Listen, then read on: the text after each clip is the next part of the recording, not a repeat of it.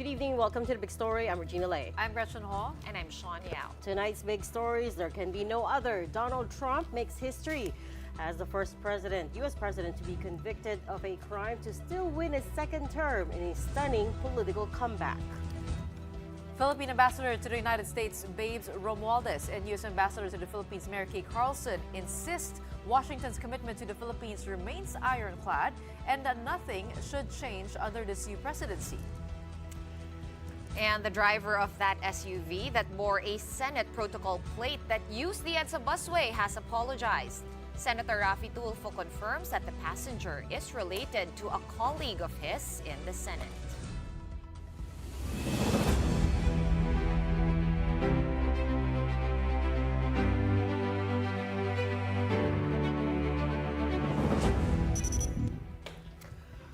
And just like that, Donald Trump is president of the United States once again. About an hour ago, Trump finished with 279 electoral votes, while Harris got 223, although the votes are still being counted, but at this point, it is statistically impossible for Harris to win the White House. Let's take a closer look at the map. I need to... It was at 267 a while ago. 279, 223. And the first thing I want to say about this map is how badly the polls got it once again. Because in the weeks leading up to today and last night, the polls had said, listen, the 7 swing states are up for grabs. They're in deadlock. These are Wisconsin, Michigan, Pennsylvania, North Carolina, Nevada, and Arizona. And guess what? Donald Trump swept all of them, right? I mean, all this is white because that's still being counted, but that's more or less a given because so far they've counted about 80% of it. The interesting things here to know, Pennsylvania, we've always said, or at least the political pundits have always said, whoever wins Pennsylvania wins the White House, and that is true in this case. Surprisingly, Trump flipped Georgia, which voted blue last time. So the so-called blue wall is gone. He's demolished it. It was a red, as one of our guests earlier said, it became a red tsunami. That Not just a red wave, but a red tsunami. Remember how we were talking about how it was going to be close and that we might have to wait days for the results? Well, it's not. It's, you know, overwhelmingly in favor of the Republicans. Exactly. Everyone was a little saying over it could 24 take hours. weeks to count. It could take a week to count because it was too close and there might be a recount. Well, none of that happened. That's what the polls had us believe, that the margins were razor thin. That, in fact, in the last New York Times Siena poll, just before the elections, they had said that Harris was leading in Wisconsin, Nevada, Wisconsin and North Carolina. And guess what? North Carolina was the first to be called for President Trump today. And I think at that point, people knew that the momentum had swung the other side. Well, there's also another question now about how the polls got it so wrong. And a lot of people are asking, is this the end of polling? Because Trump overpolled. Well, the victory is being described as sweeping, and it's a landslide, and by other publications, a paradigm-shattering victory. But the Democrats have been saying that we still have votes to count.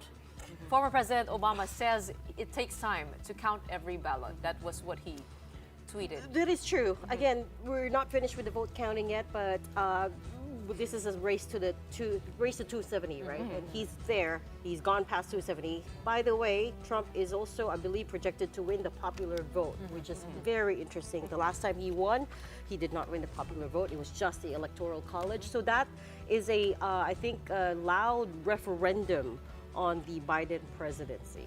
Well, I think he is poised to be the first Republican to win the popular vote in 20 years. Wow. 2 decades. And only the first president since Cleveland to do this. It's a historic day. There's a lot of firsts happening today. I think you made an interesting point that this was more about a repudiation of the Biden presidency and the state of the American economy right now, as opposed to the threats that a Trump presidency could bring to the Constitution. Because consistently people were saying the economy and immigration were, well, it was always the economy, democracy, abortion, and immigration were the top issues for Americans, with the economy right up there at the top. And I guess the sense is that they were better off 4 years ago. But it seemed that the abortion rights were not as potent as they wanted it to be, as the Democrats wanted it to be this time around. Kamala gaining only 3 points from that. Yeah, that was surprising too. Well, a lot of are saying that it's not really the president who gets to dictate this anymore. Except they're also on track to win both houses Yes, of Congress. they So are. that will be interesting to watch as well. That's actually the most interesting part. This is a sweep. Well, hours before he officially became the 47th president of the United States, Trump faced his supporters in West Palm Beach, Florida, and already declared victory. I want to thank the American people for the extraordinary honor of being elected your 47th president and your 45th president. And every citizen, I will fight for you, for your family, and your future. This will truly be the golden age of America. That's what we have to have.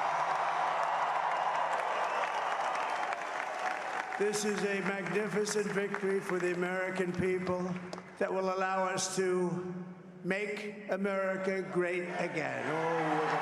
We also have won the popular vote. Winning the popular vote was very nice, very nice. He made that speech when he was 267 electoral votes in, 3 short, but now, of course, we know that's over 270. Trump performed better than initially predicted and seems to have swayed many of the undecided voters. For instance, in the traditionally blue state of Illinois, which Harris won, many had voted for Trump anyway. I did not expect it at all, and to be honest, like going into the election and this whole election cycle, I wasn't sure I was wanting to vote for President Trump. I realized that this was probably the best choice. I didn't think this would be the result, but I'm happy it was, and I'm happy we got to it quickly. Yeah, I'm a little nervous about the inauguration. I think both Democrats and Republicans have a huge problem with this. We saw this on January 6th with the Republicans' insurrection. We've seen the riots during the Black Lives Matter movement, but I'm very excited to see where this is going to go. I'm really excited to see the policies he's going to institute in his first days in office. Amid all the celebration at the Trump camp, Democrats are yet to hear from their candidate, Vice President Kamala Harris. Harris was supposed to attend an election night rally at Howard University in Washington, but that watch party ended on a somber note, with supporters told that the VP will instead address them the day after. Filipino-American leader Gabriel Young, and several other Democrats could not help but feel disappointed. There hasn't been a presidential candidate in a very long time, whether victorious or defeated, that didn't address their in-person supporters on election night. And for me, it is such a stark contrast because there was so much hope and joy attached to the election. And now all that hope and joy is quickly dissipating in a quick flash when we need it the most, and our leader is not showing, which is really portraying a really bad picture, in all honesty, onto us Democrats. And as soon as he claimed victory at the polls, congratulations from world leaders started pouring in for Donald Trump. President Bongbong Marcos said, in part, "President Trump has won and the American people triumphed. And I congratulate them for their victory in an exercise which showed the world the strength of American values. I am hopeful that this unshakable alliance, tested in war and peace, will be a force of good that will blaze a path of prosperity and amity in the region and in both sides of the Pacific. This is a durable partnership that the Philippines is fully committed to because it is founded on the ideals we share, freedom and democracy. I have personally met President Trump as a young man, so I know that his robust leadership will result in a better future for all of us." Over in China, Foreign Affairs spokesperson Mao Ning said that our policy towards the U.S. is consistent. We will continue to view and handle China-U.S. relations in accordance with the principles of mutual respect, peaceful coexistence, and win-win cooperation. And on X, formerly known as Twitter, Israeli Prime Minister Benjamin Netanyahu called Trump's impending victory history's greatest comeback, a new beginning for America, and a powerful recommitment to the great alliance between Israel and America. Netanyahu ended his post with the phrase, "in true friendship." On the other hand, the Palestinian militant group Hamas told Reuters, We urge Trump to learn from Biden's mistakes. Let's check out the mood in the United States now that they voted in new leaders. Jovi Francisco is reporting to us live from Washington, D.C. Good morning to you, Jovi. Good morning, Gretchen. Good morning, ladies. It is the morning after the U.S. elections. We do know that Washington, D.C. is part of the Blue Wall. They've traditionally voted for the Democrat Party. How is the mood over there? Even from last night that Vice President Kamala Harris failed to show up in Howard University. How is the atmosphere in Washington, D.C.? Gretchen, I witnessed that that moment when it was announced that she will no longer appear on stage for that rally with the supporters. So papunta pa lang sana ako kaya lang sinabi pa na hindi na darating. So ang ginawa ko ay tumuloy pa rin ako sa nakasalubong ko yung mga pauwi na noticeable sadness sa mukha ng ilan sa mga nakasalubong natin pabalik sa city from that area dito sa university na iyon at ngayong araw na to, kung Filipino community naman ang pag-uusapan, there will be an opportunity for us to meet and talk to some of them later tonight because there will be a COMELEC, not the COMELEC from Washington D.C., but COMELEC from Manila. They will be having a briefing later at the embassy. So that's an opportunity for us to talk to them and ask them their sentiment or their reaction to the results of the elections here in America or in the USA. We do know Washington, D.C. by itself represents 3 electoral votes, Kamala Harris winning 92% of the votes there. But what's striking to me is where you're standing at. You're in front of the Capitol, I believe, which they say, correct me if I'm wrong, was that blockaded out of fear that something might happen in case the former President Trump loses? I don't know if you can see the barricade behind me. So it's steel barricades from the whole perimeter, I guess. I went around last night looking for a better view of the Capitol and talaga nakaharang na yan, Gretchen.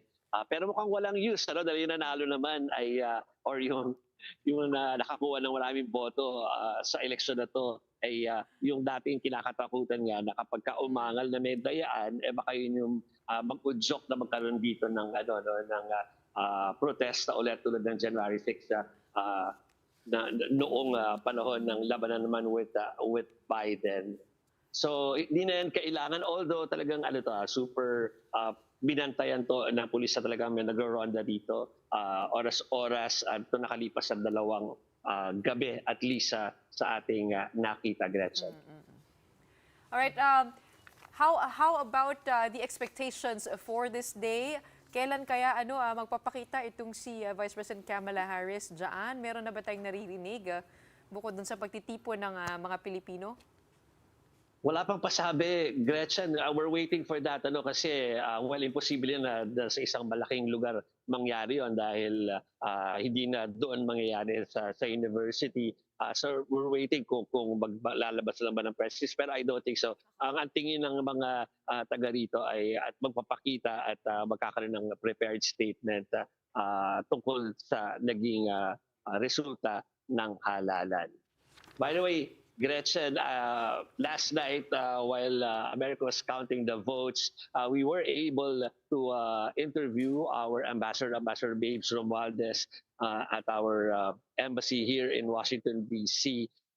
So he told me that it is part of his mandate or the embassy's mandate to prepare for an immediate interaction kung sino man or yung eventual winner nga nitong botohan na ito. Of course, I asked him about the effect of this political process in RP and U.S. relations, and here's what he told us. We've had that since 1951, and I think that over the years it has even evolved into what we call an ironclad commitment coming from the United States and also a commitment coming from us, that we would like to make that a commitment that we are bound by our interests to be able to defend each other. And that's also the reason why President Marcos is pushing forward into modernizing our armed forces so that we can be an equal partner in this endeavor.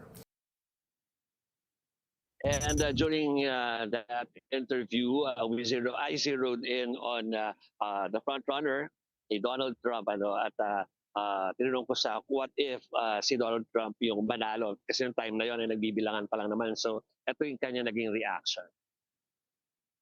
What we're hearing, of course, the policy of Trump, the second term for President Trump would mean America first, which is one of his slogans. And so we take that to mean that President Trump would most likely encourage or having more American businesses relocate back to the United States. And we're talking here mostly of the businesses that are now leaving China for various reasons, and we are one of the recipients of this movement coming from China into the Asian Pacific region. But nonetheless, we do have the exports, meaning the exports from Asia to the United States. The Philippines and Vietnam are the top.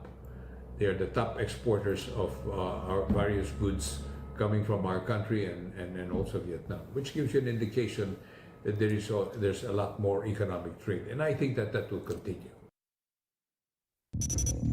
Siyempre, sinunod ko yung pinapa-follow up sa akin ni Regina, kay Ambassador. Ang sabi niya, kapag meron ng nanalo, ready na siya makipag-usap sa tatlong babae na nasa sofa ngayon.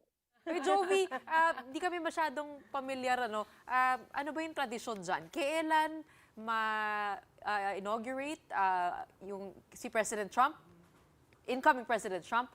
How long would we have to wait till it becomes official, and how long do we have to wait until maano siya?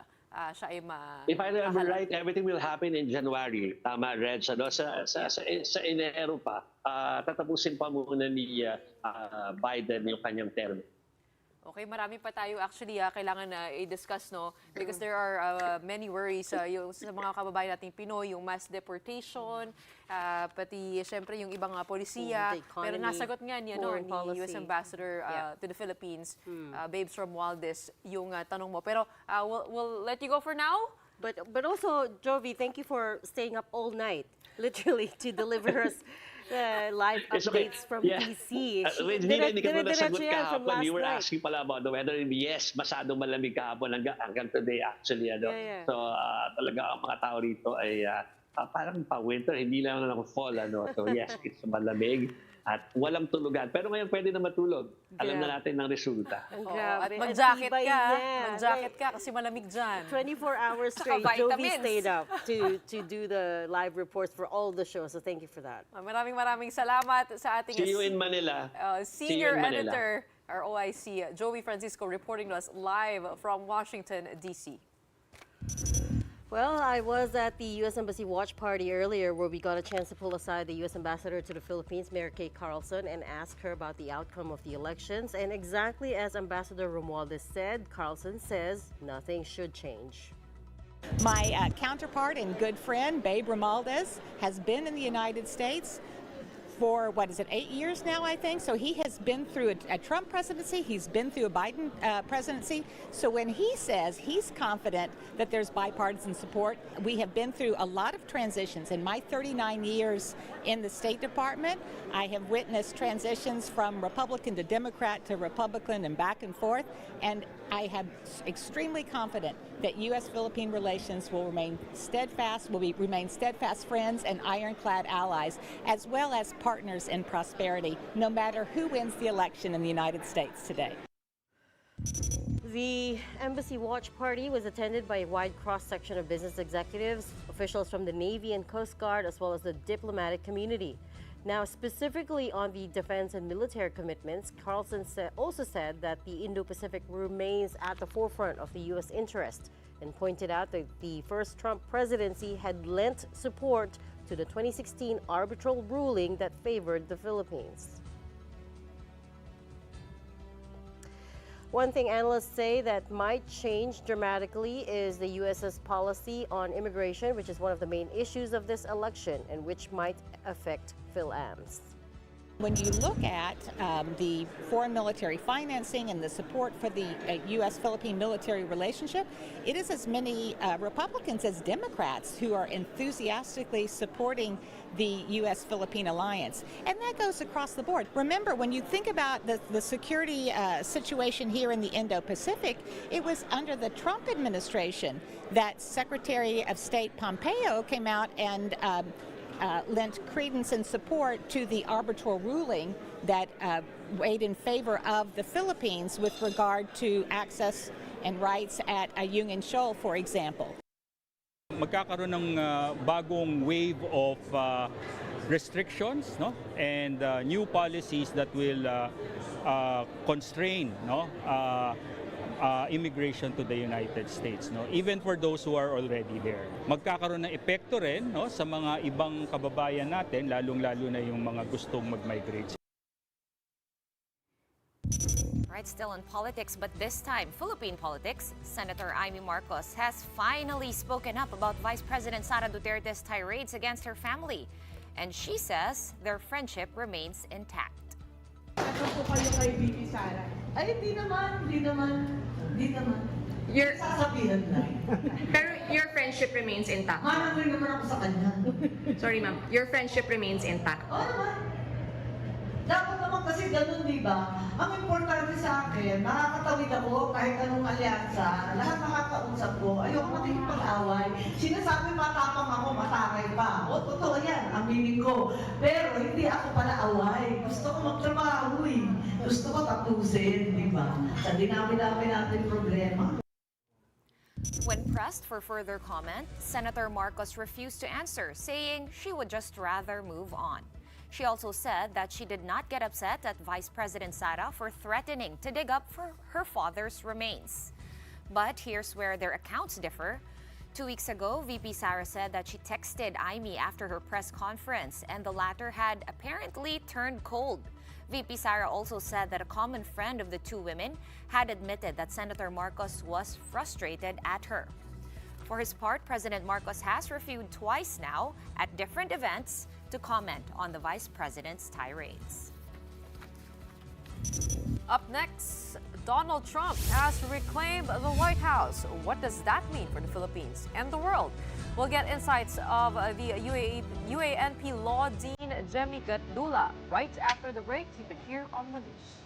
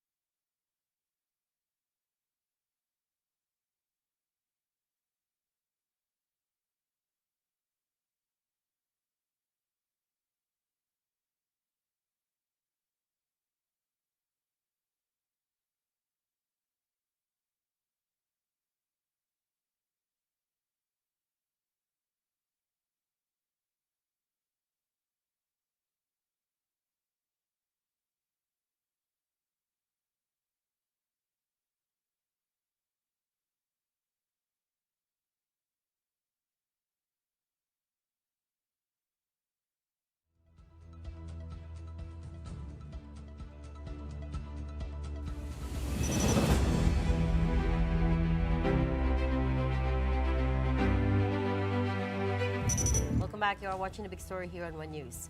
Circling back to our top story, the U.S. presidential elections, where Donald Trump has staged a massive comeback. And joining us tonight to talk about what a Trump 2.0 presidency can bring is the Dean of the University of Asia and the Pacific School of Law, Professor Jemai Gatula. Good to see you again for the second time today. Because I bumped into you. Third time. I saw you at the Stratways conference. First at the U.S. election watch party, and then at the Stratways, and then the third time's a charm. So we now have the 47th President of the United States. Your initial thoughts? Were you surprised? No, not really. I think there were some polls already indicating there was going to be a huge turnout for Trump.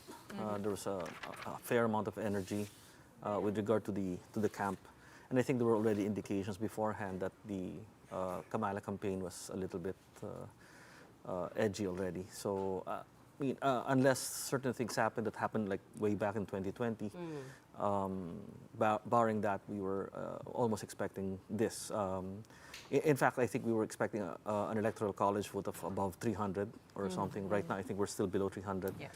But the polls didn't expect that turnout. No, there were some of the more accurate ones, especially the ones that got it right in 2020. I can't remember the names right now. We're really predicting a huge turnout for Trump.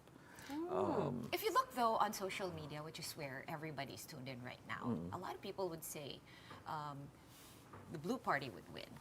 Kamala would win with all the endorsements from Hollywood, from all the celebrities. What do you make of how that expectation shaped up versus how the reality ended up being? Well, it depends on the social media that you were looking at. I think one of the better things that Elon Musk did was to convert X, Twitter, now X, into some sort of the Wild West in social media. So all the information was really going out. And some of the surveys that would not normally be coming out in the mainstream news media were coming out on that particular platform. So you're tuned in to X mostly? Well, all of them. So. I will admit, I am tuned into X. Very much so. And Elon was saying you are the new media. Yes, social media is. He tweeted that. Yeah, he did hours ago. He also went on a Joe Rogan's podcast, right, which was widely publicized, and then he supposedly got Joe Rogan to endorse Trump last minute. I mean, do these vloggers, these influential podcasters, should we be looking at them with a different way? I mean, we've already seen it happening, their influence, but. Well, that's the thing. That's what I was saying earlier. I mean, I think people would be looking at a certain set of platforms, but I think for a specific political class, and you're talking here of Joe Rogan and the others, they were actually really tapped in to the mindset and to the pulse of what the politics are. And you're talking of other people like Michael Knowles, Matt Walsh, and the others as well. And so, no, actually, again, I'd say the results were not surprising. I mean, it was something that we were expecting from even a few weeks back. I think from the moment that Trump appeared on Joe Rogan, and then the moment, I'm not being flippant, but the moment that Squirrel died. Yes. Do you think that was consequential? Because some pundits were saying that if that affects the polls, then it could also be the end of the dominance of mainstream media and I agree. holding the debates. Yes, and I agree. With regard to the Squirrel, see Peanut. Yeah. I wouldn't say that it affected the undecided, because at this particular point, I don't think there are any more undecided, particularly in the last 48 or 72 hours. But it did, I think, generate a motivation for people who were thinking twice of whether or not to go out in the cold to vote, and then suddenly they would go out and vote. So. Before we get on to the next topic, I just want to bring in another statistic, which is Joe Biden's exit polls on CNN, his approval rating. And this is closely related to this election, because in that latest poll, you'll see, if you could just flash it, there we go, that's the CNN poll. Only 38% approved of his presidency. This is essentially what we call the exit poll of the president. Not vast majority, but the majority are dissatisfied with his performance. And so we were saying earlier that this election seems to be a referendum on the Joe Biden presidency as well. Yeah, which is like any other election that you have, whether it be the incumbent running or a fresh pair of opposition people running. It would always be a referendum on the party in power. And I think that was the problem that Kamala had, because it was a really inconsistent message. She was trying to say that we have to go for change, but she was there for the 4 years that Biden, of course, was presiding over the economy and everything else. So that She was not able to turn that around, even if she tried to separate herself from the Biden administration. It's incredibly difficult. I don't know any possible way of an. It could have been good that if she could have just immediately said that. Did you expect a sweep in the swing states? I mean, Regina was showing it a while ago. Yeah, well, actually, in a way, yes. And I kept telling myself, is this in a way some sort of possible manipulation by the media? But not to the level of the 1984 sweep that Reagan had, but somewhere around that level.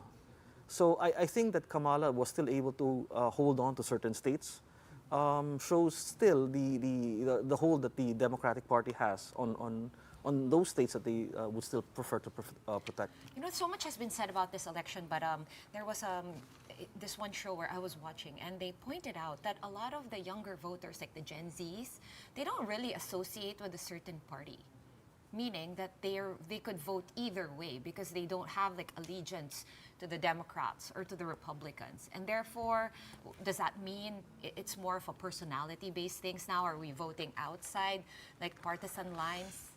Actually, the surveys that I'm seeing is that the Gen Z, the younger voters, tend to be, particularly the males, would go more for the conservative side.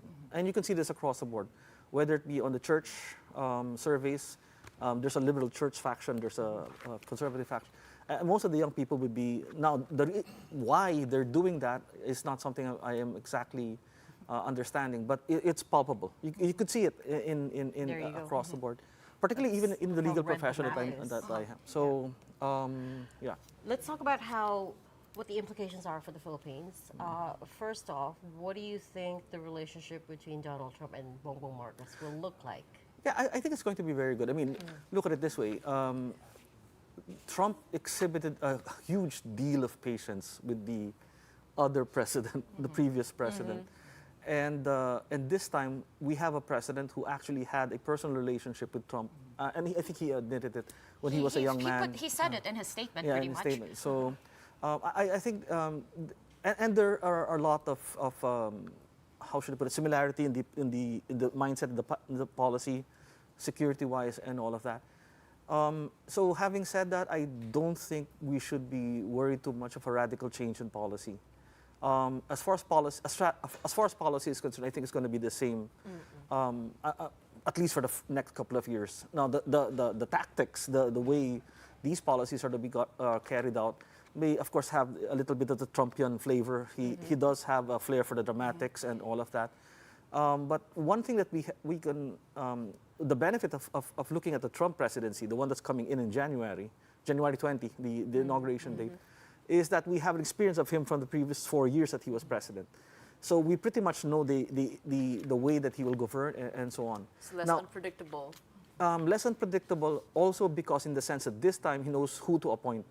Because he himself admitted that the first time around when he came into Washington, he absolutely had no knowledge of who to appoint in the But they say this time around that it might be a revenge administration, that he's out there to get the Democrats, and there are less people around him to keep him in check because of the anti-Trump in the Republican Party are gone. So yeah. How do you expect that second presidency to look like? Also adding to that the fact that he's been battling a lot of legal issues the last 3 years. So it's a time for... Well, the legal issues, that's another... With regard to the revenge thing, well, he has been accused of a lot of things, fascist, that he's Hitler, and so on. But again, we go back to the first 4 years. He never did actually any of those things.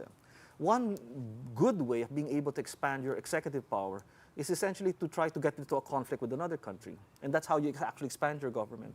He never did any of that. In fact, he tried to pull himself out of the conflicts that you had. So essentially, he limited... He did incite the rebellion on January 6th, though. Well, we can discuss that because the evidence that has for which he's still facing cases. Yes, Yeah. but anyway, the point I'm trying to make is that as far as the statements that he made, when you actually look at the videos and put it into the context of the statement, he wasn't really saying he's going to be vindictive. He's actually, what he's saying is that he's going to apply the law.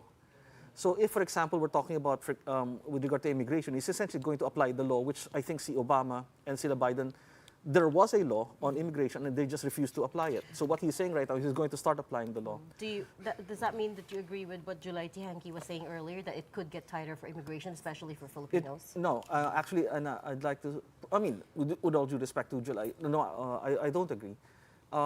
He will apply, because he said so, certain rules on immigration, but I don't think it should particularly worry Filipinos because we have been quite compliant as far as the rules are concerned. There are a lot of TNTs. Yeah, but not in the same level as the other countries are. I So think if he you go- also got a majority of the Latino vote, which I think says a lot. Says a lot as Yeah, well. it says a lot about what they actually think, how he's going to handle these immigration policies. Yeah, so moving I think forward. as far as the Philippines is concerned, even with regard to the tariffs, and I mentioned this earlier during the strat-based thing, it's not something that we should be really worried about because of the fact that he will be targeting perhaps some of the other more, how should I put, malignant competitors that they probably face, and the Philippines is not one of them. And so actually the fact that he will probably raise tariffs on these countries serves as an opening for the Philippines to be able to go and export and offer its products to the Philippines as an alternative to these countries that he decides to raise tariff measures and so on. So. Where do you think Kamala went wrong with her campaign? I mean, she was trying to speak to the middle class, and we do know that inflation is a problem, is a number one concern amongst Americans. Where did she go wrong? I mean, if you take a look at Trump, they say his policies, economic policies, were favoring the large corporations, the big businessmen, and essentially his 10% tariff on Chinese products were going to drive inflation. Was it, do those things really matter here, or was it just dissatisfaction with the current ruling of the Democrat Party? It's really, I mean, it's one wouldn't like to put down someone who's already hit the mattress, but since you asked the question, I mean, there were really a lot of things that I think. Well, one of them is the fact that you do not campaign by hating on the other side. You probably would want to add more voters to you rather than alienate a huge swath of voters. Let's go on to the more perhaps controversial areas. I don't think Biden pretty much liked Kamala. The fact that Jill Biden, for some reason, started going out in a red dress early in the morning to vote. The fact that Joe Biden would suddenly start saying things like garbage as far as the Trump supporters are concerned at the exact moment that Kamala was making a speech, I think, in the Washington Monument. These are things that all added up, gave a pretty much scattered So campaign. negative politicking. Yeah. Well, does not Trump work did that too? too. Come on, let's be fair. He was quite misogynistic on the campaign trail. He was hitting Kamala very personally. So you know, he's been known for his fiery rhetoric. But we're running out of time. I want to bring it back to closer to home, which is let's keep focused on the defense and security commitments. What about Taiwan? That's still a big unknown because they didn't talk much about China. Yeah, they touched on it a little bit, but there's a little bit of nervousness now in Taiwan now that Trump has won. I'm going to play you a soundbite if you could just listen to it. He's telling Taiwan to pay for, our own protection, right? The semiconductor industry, things like that. So I think there's just more unpredictability, and this is already a tightrope that Taiwan is walking. And he can be very provocative in general with his rhetoric. So we don't know where it's going to go. Maybe he's going to be like, allow more officials to visit and just like, and I think for me, from my view, in terms of the geopolitical cross-strait relations, I think mainly it's the rhetoric also that can heat things up. Okay, so the idea that Taiwan might get invaded in this presidency is not so far-fetched. But that's regardless of whether it was Trump Correct. or Kamala or Correct. Yeah, so now that we know it's going to be Trump, how do you think he might deal with this? And in relation to that, how he might deal with Chinese aggression in the West Philippine Sea? Well, we have a set of precedents on how he would behave. And so we look at the way he responded, for example, to North Korea. We look at the way he responded, for example, to Iran and some of the some terrorist groups that decided to do certain things that were against the interests of the U.S. So we know precisely that he will respond as violently as he can if he needs to, or make the necessary threats that he needs to. On the other hand, with regard to the soundbite that you just played, it pretty much again plays back to what he did with regard to NATO, where he asked everybody to pay up. And but in the end, obviously, it came out to the benefit of NATO, and frankly, any positioning that he does, wherein he removes the focus of the U.S. from any other area, and so that he could actually fulfill a more good pivot to Asia, is something that I would actually look forward to. What do you think Trump would do in his first day in office? He did say he would try to end the conflict in Ukraine within 24 hours. He did say he would let Elon gut the federal government. What do you think? I mean, in listening to him, what do you think he would do first? I really have no idea. But what's it? That's the thing. He's a big unknown still. Even though this is the second term. It's more like no idea in the sense that he did promise a lot of things, but we do know what are in his powers, and what's in his powers would be the executive orders. And what could be done within the executive orders would be, number one, immigration, number two, with regard to the tariff rates, and perhaps other matters that have to do with for example, the fuel. Whether or not you cut back on the bureaucracy and the regulation with regard to the digging of oil and all of that, so that hopefully will have an effect on the lowering of the fuel prices, which also again will have an effect on inflation. The other matters that you mentioned, that he did mention, he will try to do on day one, which is with regard to Ukraine and the other, talking to Putin. Of course, that obviously will take time. But what he can do with regard, again, to an executive order is to stop the sending of money to Ukraine, which he has promised to do. Now, if he does that, that's going to be quite a huge development. You know who else is supposedly close to President Trump? Former President Rodrigo Duterte. Yeah. They had good relations, right? Si Bato, Yeah, and he masaya came ngayon. here. Trump came here in 2017. And they seem to be quite chummy. Senator right? Padilla, masaya din. Oh, yeah? Allies niya, former Okay, President so Duterte. I guess they're thinking this might give them leverage that baka it might, Because a lot of people are also Mapayagan afraid ng of US. the effect of President maybe Trump they'll on throw out the ICC case. I don't know. I'm just guessing. Yeah, because here, they're but, saying he could affect NATO. It could affect so many things. But maybe the idea there is The ICC.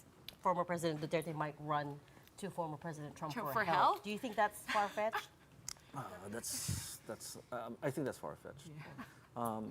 For so many reasons. I don't think he has a record of actually interfering in other people's politics. And as I said, he has a good relationship with President Marcos anyway, and the team that surrounds him. I don't think will. He has as I said, he has a better team right now, particularly in foreign relations. So I doubt pretty much that he would rather. One thing that's changed within these hours is the Bitcoin price, crypto stocks. Yeah. Bitcoin price hits record, All-time crypto high. stocks surge, dollar soars, stocks rally. Those are Basically, the headlines of finance. markets have priced in Trump, and it's looking Is it good. because he's a businessman, or Yeah, because he will. Or that the election was very smooth? business-friendly policies, as he did the last time. Right, and he's a crypto believer. That's why. Yeah. So. Something to do with the regulation on Yeah. that. They're But we're gonna really come- looking at that. We're But going to yeah, come back to you on that, what he does on the first day. We're going to have to leave that there. Thank you so much for joining us, University of the Asia and Pacific School of Law Dean, Professor Jemai Gatula. pausing now for a quick break. Right after that, we will be giving you an update on Typhoon Marce, where it is, where it's headed, and how strong is this typhoon. Keep it here on One News.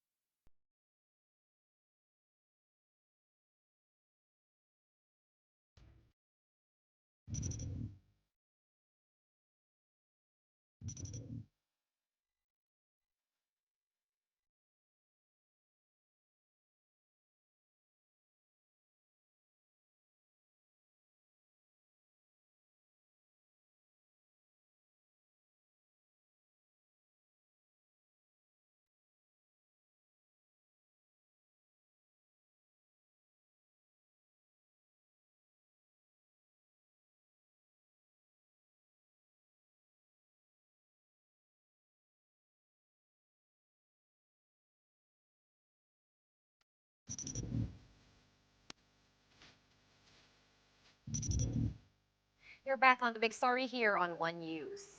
All right, straight to the weather. Here's an important update on Typhoon Marce. It has maintained its strength as it continues to move across northern Luzon. Maximum sustained winds from Marce have been clocked at 150 km near the center with gustiness of up to 185 kilometers per hour. But the concern right now with this typhoon is that it remains slow moving, which means that its effects will be felt longer in affected provinces. Pag-asa has raised signal number 3 over the northeastern portion of mainland Cagayan, where Santa Ana and Gonzaga are located. Signal number 2 is up over Batanes, the rest of Cagayan, including the Babuyan Islands, the northern portion of Isabela, Apayao, the northern portion of Kalinga, the northern portion of Abra, Ilocos Norte, and the northern portion of Ilocos Sur. Meanwhile, signal number 1 is up over the rest of Ilocos Sur, La Union, the northwestern portion of Pangasinan, the rest of Abra, the rest of Kalinga, Mountain Province, Ifugao, Benguet, the rest of Isabela, Quirino, Nueva Vizcaya, and the northern portion of Aurora. The center of Typhoon Marce is estimated at 295 kilometers east of Apari in Cagayan. Strong winds and rains from its circulation may already be felt over northern Cagayan, Batanes, Isabela, and Aurora tonight. Typhoon Marce is forecast to make landfall and traverse the Babuyan Islands or the northern portions of mainland Cagayan, Ilocos Norte, and Apayao, or pass very close to these areas from tomorrow afternoon to Friday. Pag-asa is also warning of life-threatening storm surges with peak heights exceeding 3 meters in the next 48 hours over the low-lying or exposed coastal localities of Batanes, Cagayan, including the Babuyan Islands, Isabela, Ilocos Norte and Ilocos Sur, and La Union. In other news, the driver of the SUV with the Senate protocol plate that was caught using the EDSA busway has surrendered to authorities. Angelo Edpan apologized for the November 3 traffic violation that went viral on social media. Ako po'y nagkasala. Ako po'y humingi ng pasensya. Hindi ko po ninais na makasakit sa enforcer na pumara sa akin. Sumasakit kasi yung tiyan ko, sir. Medyo not feeling well ako noon, sir. But for Senator Raffy Tulfo, it should not be the driver of the SUV who should apologize. Tulfo urged the SUV owner to surrender and face possible sanctions. Tulfo said that based on his own investigation, the vehicle is registered to a company named Orient Pacific Corporation, which is a subsidiary of the Welex Group, which is owned by the family of Senator Sherwin Gatchalian. Senator Gatchalian has yet to comment on this, but recall that when the story broke, he was the first to say that the vehicle in question was not his. Kasi si driver, sumusunod lang sa utos ni VIP. Bakit natin palagi iniipit yung malilit na tao? Dilis lang itong si driver, ang pating yung nasa likod. Related ito sa isang senador. Pero hindi yung senador ang sakay ng SUV na yan at that time. The LTO has said that the protocol plate used by the SUV was fake and not issued by the agency. As chairman of the Senate Public Services Committee, Tulfo is considering investigating the issue. Oh dear, that's going to be interesting and awkward. It's going to be so we were awkward. busy with the U.S. elections the whole day, but we got to get down to that. To this story. To this abuse of power. That was it. We'll see Because- where it goes. But more important, the issue there as well is that they weren't listening to the traffic enforcer, the female traffic enforcer. Almost running her over, and you Yeah. can see it on video. All right, that's all the time we have for tonight. Until tomorrow, that's it for the show tonight. We are One News, all sides, all the time. Thanks for tuning in. Have a good night. Stay tuned because coming up next is Play-by-Play with Andre Felix and Cheska Litton Calao. Thank you so much, Ate Gretchen, Mama Reg, and Tita Sean. Thank you. Stay tuned. We have a lot in store for you, girls. And of course, all the sports fans, we've got UAP stories, including the lineup for the much-awaited cheer dance competition, chess, and the latest scores, of course, from the Spikers turf. Plus, we've got a live update from Game 5 of the PBA Governors Cup Finals. Let's buckle up and get the show rolling. I'm Andre Felix. And I'm Cheska Litton Calao. And here's tonight's Play-by-Play. Ramiro, the show by Mamoy League, puts it on. Karma on the left side.